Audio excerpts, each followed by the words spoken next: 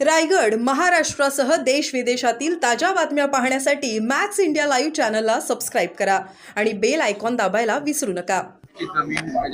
बाजार किती आहे ते 300 कोटीची जमीन घेतली, शिवाय त्याला स्टॅम्प ड्युटी सुद्धा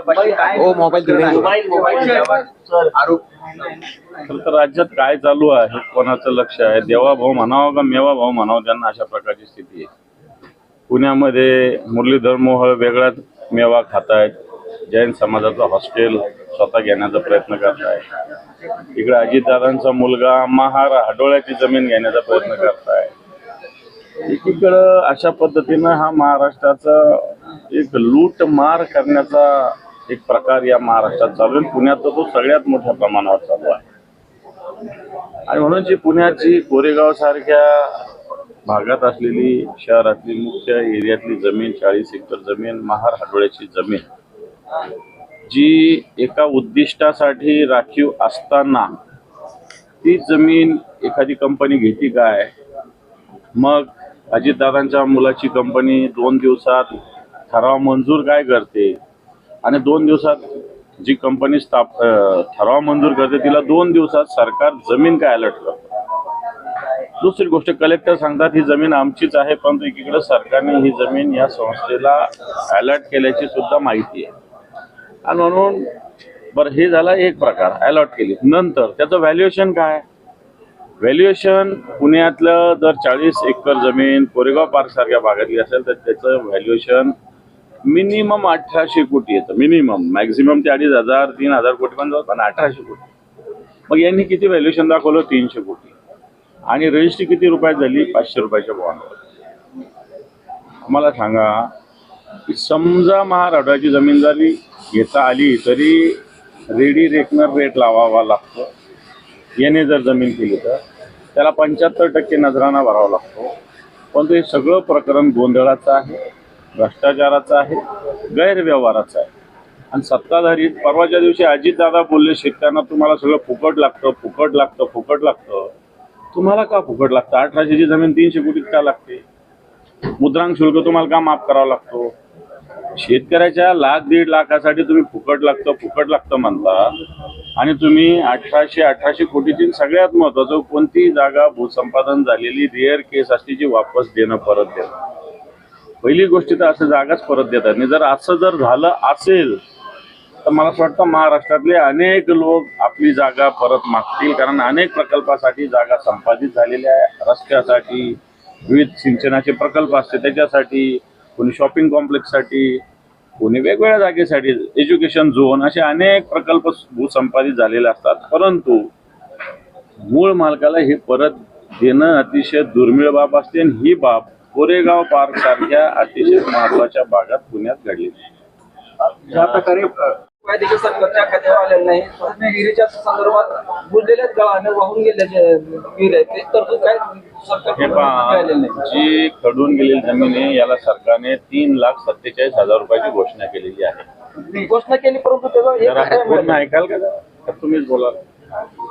3,47,000 रुपयाची घोषणा केलेली आहे, परंतु अजूनही खडून गेलेल्या जमिनीला 1 रुपयाही मिळालेला नाही. NDRFच्या निकषानुसार 47,000 रुपयेच आहे.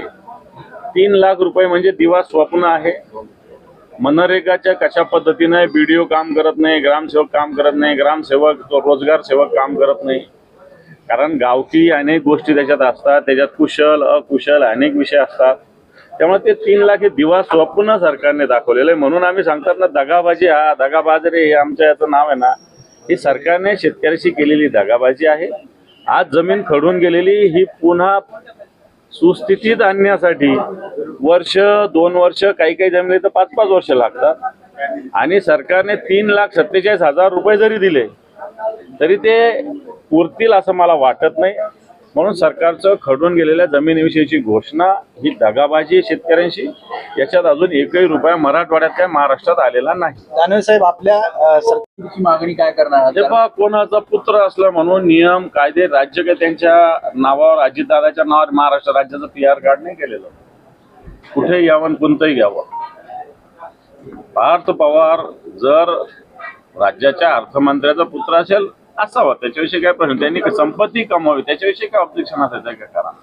मराठी माणसांना अशा कंपन्या स्थापन कराव्या, याच्याविषयी काय ऑब्जेक्शन असेल का? पण नियम कायदे डावलून मग पार्थ पवाराला जे नियम लागू ते लोक नाही लागा. आम्ही आता आवाहन करतो, ज्याचं भूसंपादन झालं आणि तिथं काहीच काम नाही झालं त्याला जमीन वापस मागा. उद्यापासून अर्ज मागवतो, सरकारने 2 दिवसात निर्णय घ्यावा, त्याच्यावर होऊन जावं तसं. मग याच्या आधी जर मुद्रांक शुल्क अशाच पद्धतीनं जेवढं पार्थ पवाराला सवलत दिली तेवढी सरकारने द्यावी. मान्य करू की नियमाप्रमाणे सगळं झालेलं आहे. इथं लोकांच्या 10-10 वर्ष फाईल होत नाही, मंत्रालयात हालत नाही, आणि यांची फाईल पुण्याहून 2 दिवसात जाऊन उद्योग मंत्रालयातून एखाद्या पत्राचा प्रवास 15 दिवसाचा असतो. एखाद्या कलेक्टरकडं एखाद्या जिल्ह्याच्या ठिकाणी दिल्यानंतर मंत्रालयापर्यंत पत्र जायला, एखादी फाईल जायला 15-15 दिवसाचा 1-1 महिन्याचा प्रवास असतो. आणि यांचं 2 महिन्यात जाऊन वापस काय येतं? मग कोणता नियम 2 दिवसात? हे कोणता नियम तुम्ही पाळता? म्हणजे राज्याला लुटण्याचा प्रकार आहे हा. मेवा भाऊ असतील, मोदी शहा म्हणतात ना खाऊंगा ना खाने दूंगा, अब सब खा रहे और सबको खिला रहे, अशा प्रकारची स्थिती झालेली आहे.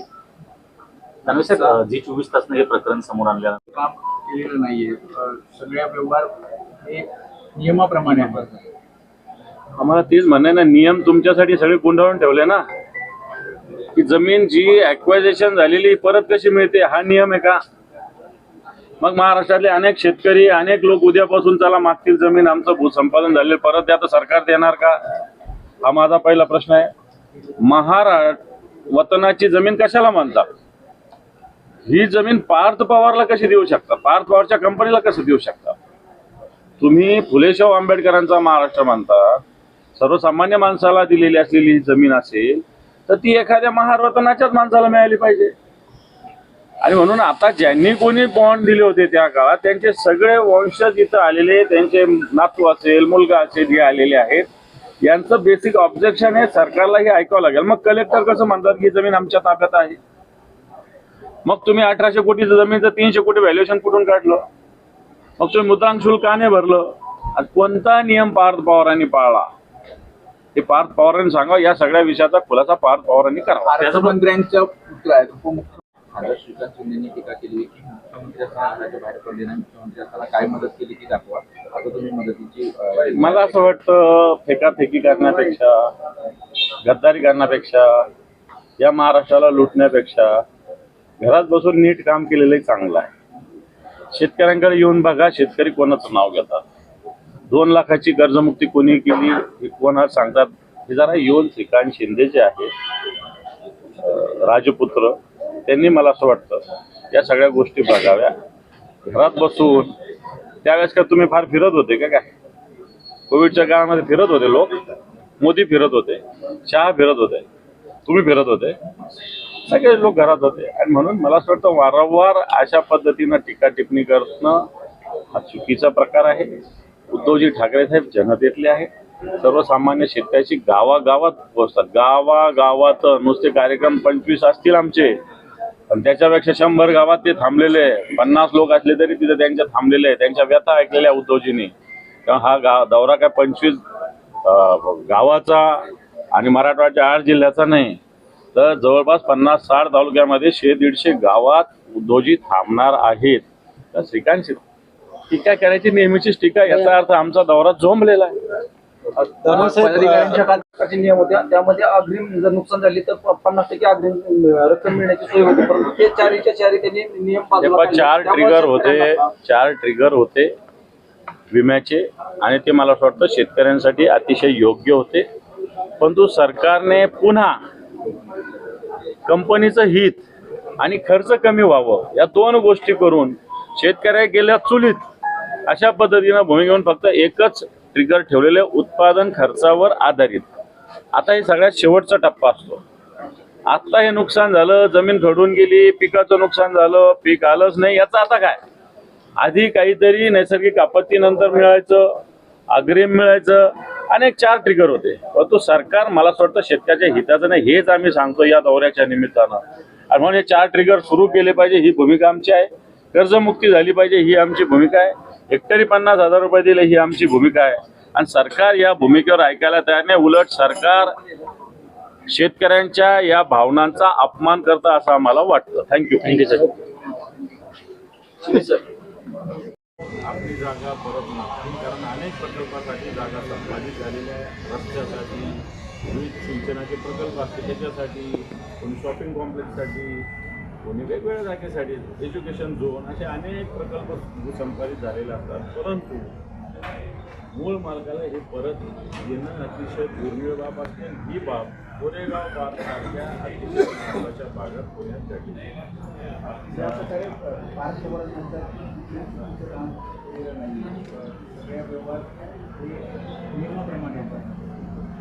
आम्हाला तेच म्हणणे ना, नियम तुमच्यासाठी सगळे गुंडाळून ठेवले ना. जमीन जी ॲक्वायझेशन झालेली परत कशी मिळते हा नियम आहे का? मग महाराष्ट्रातले अनेक शेतकरी, अनेक लोक उद्यापासून त्याला मागतील जमीन आमचं भूसंपादन झाले परत आता सरकार देणार का? हा माझा पहिला प्रश्न आहे. महाराष्ट्र वतनाची जमीन कशाला मानतात? ही जमीन पार्थ पवारला कशी देऊ शकता? पार्थ पवारच्या कंपनीला कशी देऊ शकता? तुम्ही फुलेशाह आंबेडकरांचा महाराष्ट्र मानतात, सर्वसामान्य माणसाला दिलेली असलेली जमीन असेल तर ती एखाद्या महारत्नाच्याच माणसाला मिळाली पाहिजे. आणि म्हणून आता ज्यांनी कोणी बॉन्ड दिले होते त्या काळात त्यांचे सगळे वंशज इथं आलेले, त्यांचे नातू असेल, मुलगा असेल, हे आलेले आहेत. यांचं बेसिक ऑब्जेक्शन हे सरकारलाही ऐकावं लागेल. मग कलेक्टर कसं म्हणतात की जमीन आमच्या ताब्यात आहे?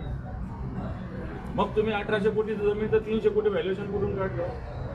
मग ते मुद्रांक शुल्क का नाही भरलं? कोणता नियम पार्थ पवारांनी पाळला? हे पार्थ पवारांनी सांगा. या सगळ्या विषयाचा खुलासा पार्थ पवारांनी करा.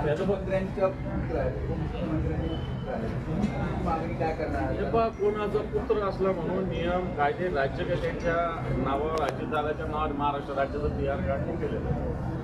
कुठेही यावं, कोणतंही घ्यावं. पार्थ पवार जर राज्याच्या अर्थमंत्र्याचा पुत्र असेल असावं, त्याच्याविषयी काय प्रश्न नाही. संपत्ती कमावी त्याच्याविषयी काय ऑब्जेक्शन असायचं?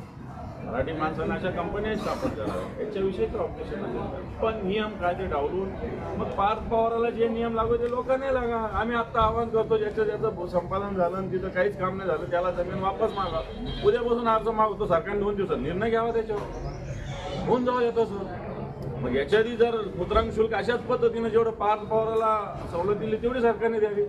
मान्य करू की नियमाप्रमाणे सगळं झालं. इथं लोकांच्या 10-10 वर्ष फाईल होत नाही, मंत्रालयात हलत नाही.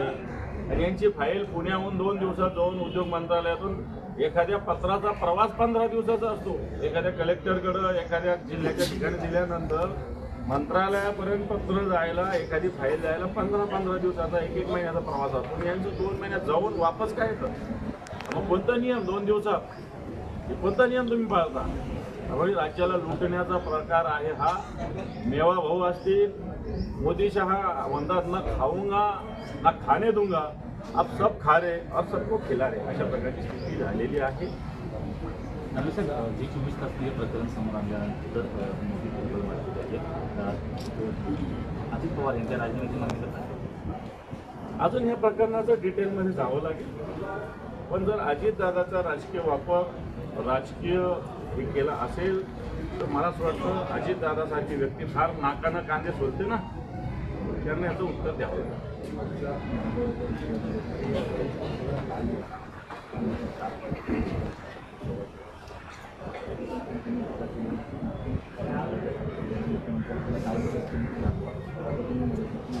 मला असं वाटतं एकापेकी करण्यापेक्षा, गद्दारी करण्यापेक्षा, या महाराष्ट्राला लुटण्यापेक्षा घरात बसून नीट काम केलेलं चांगलं आहे. शेतकऱ्यांकडे येऊन बघा, शेतकरी कोणाचं नाव घेतात. 2 लाखाची कर्जमुक्ती कोणी केली, कोणाला सांगतात. निदान येऊन शेतकरी शेतकरी आहे राजपुत्र, त्यांनी मला असं वाटतं या सगळ्या गोष्टी घरात बसू. त्यावेळेस का तुम्ही फार फिरत होते का? काय कोविडच्या काळामध्ये फिरत होते, मोदी फिरत होते, शहा फिरत होते, तुम्ही फिरत होते, सगळे लोक करत होते. मला असं वाटतं वारंवार अशा पद्धतीनं टीका टिप्पणी चुकीचा प्रकार आहे. तो जे ठाकरे जनतेचे सर्वसामान्य शेतकऱ्याशी गावागावात पोहोचतात. गावागावात नुसते कार्यक्रम 25 असतील आमचे, पण त्याच्यापेक्षा 100 गावात ते थांबलेले, 50 लोक असतील तरी तिथे त्यांचे थांबलेले, त्यांच्या व्यथा ऐकलेल्या उद्योजनी. तेव्हा हा दौरा काय 25 गावाचा आणि मराठवाड्याच्या 8 जिल्ह्याचा नाही, तर जवळपास 50-60 तालुक्यामध्ये 100-150 गावात उद्योजित थांबणार आहेत. श्रीकांत टीका करायची नेहमीचीच टीका, याचा अर्थ आमचा दौरा जोमलेला. पदाधिकाऱ्यांच्या काल बैठकांची म्हणजे रोज बैठकांचा घेतलं जाणार आहे आणि स्थानिक आयोगांच्या मदत ऐकलं जाणार आहे. धाराशिव, लातूर, बीड काय उत्पन्न आहे कसं आहे, माननीय उद्धवजी ठाकरेचे पक्षप्रमुख खरं तर एक खालचं काम करणं आमचं जबाबदारी आहे. परंतु असं असताना मान्य पक्षप्रमुखासमोर सुद्धा काही बाबी सुस्पष्ट येणं आवश्यक असतं. काल आम्ही लातूर, धाराशिव आणि जिल्ह्याच्या सर्व सगळ्यात आधी संघटनात्मक आणि नंतर राजकीय विषयाचा आढावा घेतला. शिवसेनेनं कशा पद्धतीनं लढायचं, कुठं लढायचं, कोणत्या नगरपालिका टार्गेट करायचं याची रणनीती पक्ष मान्य उद्धवजींच्या महाविकास आघाडीसोबतच आम्ही महाविकास आघाडीत, बाकी काही आमची रणनीती नाही. महाविकास आघाडीसोबतच जेवढं पॉसिबल आहे तेवढं महाविकास आघाडीसोबतच राहणार आहे. कुठेही आम्ही कोणत्याही कार्यकर्त्याला बाकी कोणाबरोबर अलाउड करणार नाही. सत्ताधारी पक्षाचं ह्या 3 पक्ष सोडून कोणाबरोबर आम्ही अलाउड करणार नाही.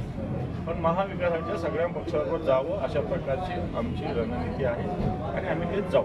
खरडून गेलेल्या ज्या मराठवाड्यातील जमिनी आहेत त्या जमिनीसाठी सरकारनं काय तरतूद केलेली आहे?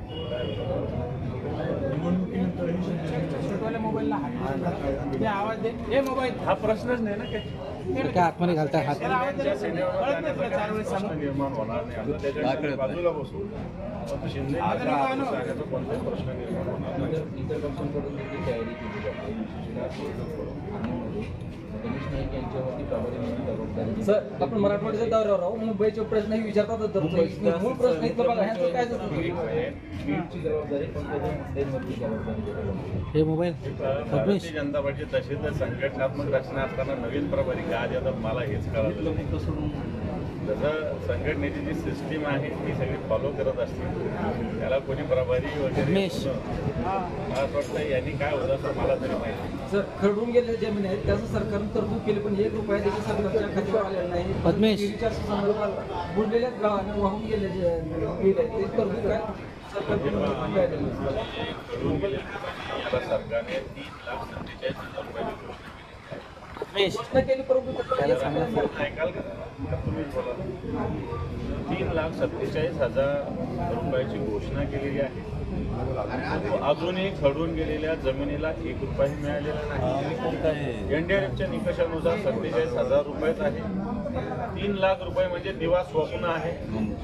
मनरेगाच्या कशा पद्धतीने बीडीओ काम करत नाही, ग्रामसेवक काम करत नाही, ग्रामसेवक रोजगार सेवक काम करत नाही. कारण गावची अनेक गोष्टी त्याच्यात असतात, त्याच्यात कुशल अकुशल अनेक विषय असतात. त्यामुळे ते 3 लाख हे दिवा स्वप्न सरकारने दाखवलेलं आहे. म्हणून आम्ही सांगताना दगाबाजी, हा दगाबाज रे हे आमच्या याचं नाव आहे ना, ही सरकारने शेतकऱ्याशी केलेली दगाबाजी आहे. आज जमीन खडून गेलेली ही पुन्हा सुस्थितीत आणण्यासाठी वर्ष 2 वर्ष काही जमिनी तर 5-5 वर्ष लागतात. आणि सरकारने 3,47,000 रुपये जरी दिले तरी ते उरतील असं मला वाटत नाही. म्हणून सरकारचं खडून गेलेल्या जमिनीविषयीची घोषणा ही दगाबाजी शेतकऱ्यांची, याच्यात अजून 1ही रुपया मराठवाड्यातल्या महाराष्ट्रात आलेला नाही. साहेब, आपल्या सरकारमध्ये सुरू झाली होती गेली 7 महिन्यापासून शिवभोजन चालकाला शिवभोजन बंद व्हावं अशा प्रकारचा प्रयत्न सरकारकडून चालू आहे. सरकार या सगळ्या गोष्टीला योजना म्हणून बघत असताना आर्थिक विषयाने सरकारला हे करायचंच नाही आहे. परंतु शिवभोजन हे सर्वसामान्य माणसाला 10 रुपयात जेवण मिळणारं एक चांगली योजना माननीय उद्धवजी ठाकरेंच्या बजेट झालेली आहे. शिवभोजनचे सगळे संचालक आम्हाला वारंवार भेटतात आणि येणार काळात या सगळ्या शिवभोजन चालवणाऱ्या लोकांचं एक आंदोलन तीव्र आम्हाला करावं लागेल आणि यांना न्याय देण्याची भूमिका आमची राहील. पीक विम्याच्या संदर्भात सर, आपलं सरकार होतं त्यावेळेस 4 प्रकारचे नियम होते. त्यामध्ये अग्रिम जर नुकसान झाली तर 50% अग्रिम रक्कम मिळण्याची सोय होती. ते 4च्या त्यांनी नियम पाळले. 4 ट्रिगर होते विम्याचे आणि ते मला वाटतं शेतकऱ्यांसाठी अतिशय योग्य होते. परंतु सरकारने पुन्हा कंपनीचं हित आणि खर्च कमी व्हावं या 2 गोष्टी करून शेतकऱ्या गेल्या चुलीत अशा पद्धतीनं भूमिका घेऊन फक्त एकच ट्रिगर ठेवलेले उत्पादन खर्चावर आधारित. आता हे सगळ्यात शेवटचा टप्पा असतो. आता हे नुकसान झालं, जमीन खडून गेली, पिकाचं नुकसान झालं, पीक आलंच नाही, याचं आता काय? आधी काहीतरी नैसर्गिक आपत्ती मिळायचं, अग्रिम मिळायचं, अनेक 4 ट्रिगर होते. परंतु सरकार मला असं वाटतं शेतकऱ्याच्या हिताचं नाही, हेच आम्ही सांगतो या दौऱ्याच्या निमित्तानं. त्यामुळे 4 ट्रिगर सुरू केले पाहिजे, ही भूमिका आमची आहे. कर्जमुक्ती झाली पाहिजे, ही आमची भूमिका आहे. हेक्टरी 50,000 रुपये दिले, ही आमची भूमिका आहे. आणि सरकार या भूमिकेवर ऐकायला तयार नाही. उलट सरकार शेतकऱ्यांच्या या भावनांचा अपमान करतं असं आम्हाला वाटतं. थँक्यू. म्हणणं सुद्धा ऐकलं जाणार आहे. धाराशिव, लातूर, बीड काय नेमकं म्हणणं आहे, कशा प्रकारे रणनीती असेल आपल्याला? कसं आहे, माननीय उद्धवजी ठाकरेचे पक्षप्रमुख आहे. खरं तर हे खालचं काम करणं आमचं जबाबदारी आहे. परंतु असं असताना मान्य पक्षप्रमुखासमोर सुद्धा काही बाबी सुस्पष्ट येणं आवश्यक असतं. म्हणून काल आम्ही लातूर, धाराशिव आणि बीड जिल्ह्याच्या सर्व सगळ्यात आधी संघटनात्मक आणि नंतर राजकीय विषयाचा आढावा घेतलेला आहे. शिवसेनेनं कशा पद्धतीनं लढायचं, कुठं लढायचं, कोणत्या नगरपालिका टार्गेट करायच्या याची रणनीती शिवसेना पक्ष माननीय उद्धवजींच्या महाविकास आघाडी सोबतच राहावं असं केली होती. मात्र गेली 7 महिन्यापासून शिवभोजन चालकाला त्याचं बिल मिळत नाहीये, त्यांच्याकडून मागणी. शिवभोजन बंद व्हावं अशा प्रकारचा प्रयत्न सरकारकडून चालू आहे. सरकार या सगळ्या गोष्टीला योजना म्हणून बघत असताना आर्थिक विषयाने सरकारला हे करायचंच नाहीये. परंतु शिवभोजन हे सर्वसामान्य माणसाला 10 रुपयात जेवण मिळणारं एक चांगली योजना माननीय उद्धवजी ठाकरे साहेबांच्या काळात सुरू झालेली आहे. शिवभोजनचे सगळे संचालक आम्हाला वारंवार भेटतात आणि येणाऱ्या काळात या सगळ्या शिवभोजन चालवणाऱ्या लोकांचं एक आंदोलन तीव्र आम्हाला करावं लागेल आणि यांना न्याय देण्याची भूमिका आमची राहील.